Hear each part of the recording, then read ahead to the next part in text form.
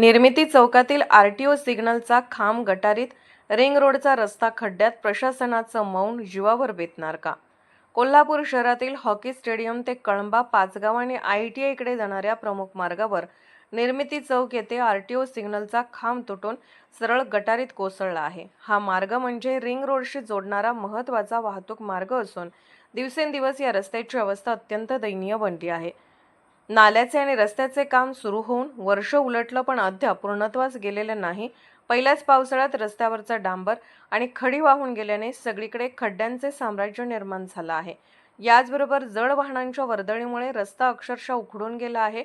स्थानिक नागरिकांचा रोष उफाळून आला आहे, कारण ज्यावेळी मंत्र्यांची सभा असते तेव्हाच प्रशासन या मार्गाकडे पाहतं.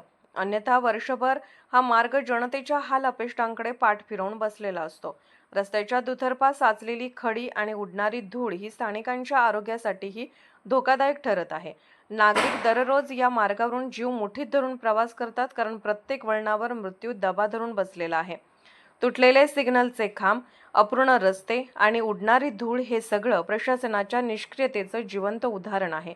प्रश्न असा की लोकांच्या जीवावर उठलेल्या या रस्त्याचं दुरुस्तीचं गांभीर्य प्रशासन कधी घेणार? अर्थराज्य न्यूज मराठीकरिता जिल्हा प्रतिनिधी रवींद्र नंदेश्वर. अर्थराज्य न्यूज चॅनलला लाईक करा, शेअर करा आणि सबस्क्राईब करा.